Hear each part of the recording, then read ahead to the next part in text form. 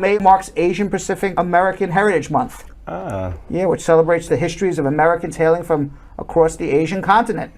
And Cynthia Choi, a co-executive director for Chinese for Affirmative Action and co-founder of Stop AAPI Hate, says the month is a time to speak out, share stories, debunk myths about Asian communities. But it's also time to celebrate Asian culture and diversity. She told NPR News, this is a celebration of our history, of our culture, and all the different ways in which our community has really demonstrated that we're not only here to stay, we are part of the fabric as part of this country.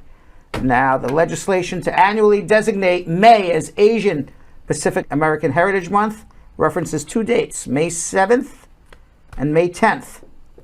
May 7th, 1843, that marks the arrival of the first Japanese immigrants to the United States.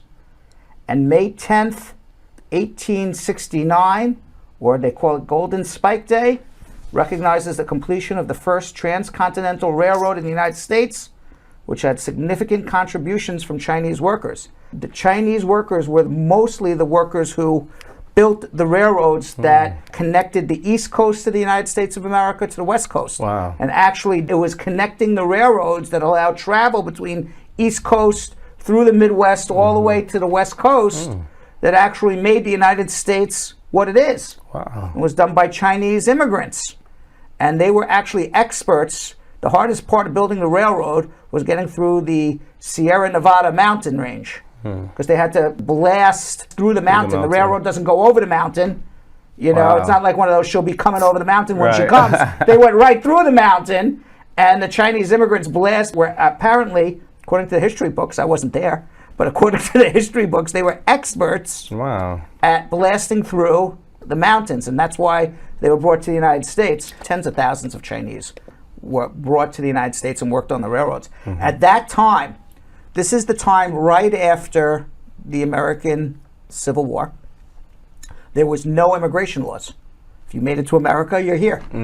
There was no immigration custom enforcement. There was no immigration nationality service, which turned into USCIS. There was nothing. You showed up, you're here. Guess what? You're in America. Yeah. Okay. But the number of Chinese that came to build the railroads, there was a huge backlash by Americans. And it was the first immigration backlash. Why? Is it because they were taking jobs? Well, because no, they look different than white people. Than white people.